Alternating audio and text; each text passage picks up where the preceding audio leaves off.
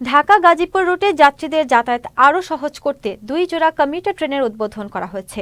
রোববার সকাল 7টায় গাজীপুর মহানগরী জয়দেবপুর জংশন স্টেশনে ট্রেন যাত্রার আনুষ্ঠানিক উদ্বোধন করেন সড়ক পরিবহন মন্ত্রণালয়ের উপদেষ্টা মোহাম্মদ ফাজল কবির খান।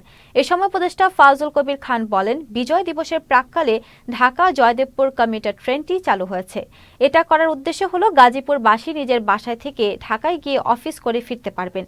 পরে তিনি অন্যদের সাথে নতুন চালু হওয়া ট্রেন দিয়ে ঢাকার পথে কিছু দূর ভ্রমণ করেন। পরে তারা পরবর্তী ধীরাশ্রম স্টেশনে নেমে যান। বিজয় দিবসের প্রাক্কালে ঢাকা জয়দেবপুর ঢাকা এবং ঢাকা জয়দেবপুর এই কমিউটার ট্রেনটি চালু করতে যাচ্ছি।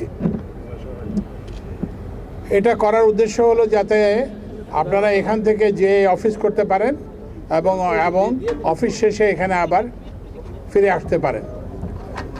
গাজীপুরে অনেক শিল্প কারখানা আছে, তো এখানে অনেকে চাকরি নিতে চান না, কারণ যাতায়াতের যে সময়ের জন্য।